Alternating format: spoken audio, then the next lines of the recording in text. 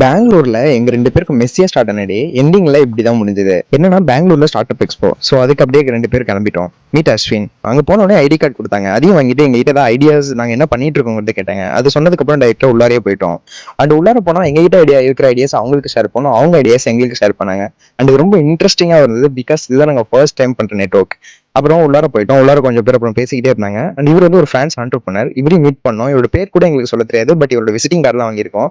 இவர் எப்படி meet பண்ணோங்கிறத next வீடியோல சொல்றேன். ஃபாலோ பண்ணிட்டு மறக்காம நெக்ஸ்ட் வீடியோக்காக வெயிட் பண்ணுங்க. அண்ட் இவர் ஒரு ஸ்ரீலங்கன்.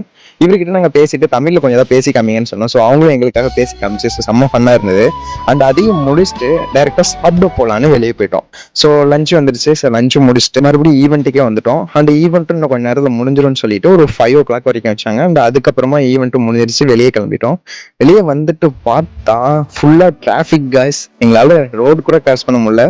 ஸோ அப்படி இப்படின்னு எப்படியோ பஸ் மாதிரி திருச்சி வரைக்கும் வந்தாச்சு. ஸோ திருச்சியும் வந்துட்டு கடைசியாக நான் நேட்டிவ்க்கும் வந்துட்டேன். என் நேட்டிவ் என்னன்னு கேட்டிங்கன்னா அரியலூர். ஸோ அரியலூர்லேருந்து நீங்கள் இந்த வீடியோ பார்த்துட்டு இருந்தீங்கன்னா மறக்காம ஃபாலோ பண்ணிக்கோங்க. அண்ட் நெக்ஸ்ட் வீடியோவில் பார்க்கலாம். வாழ்க்கை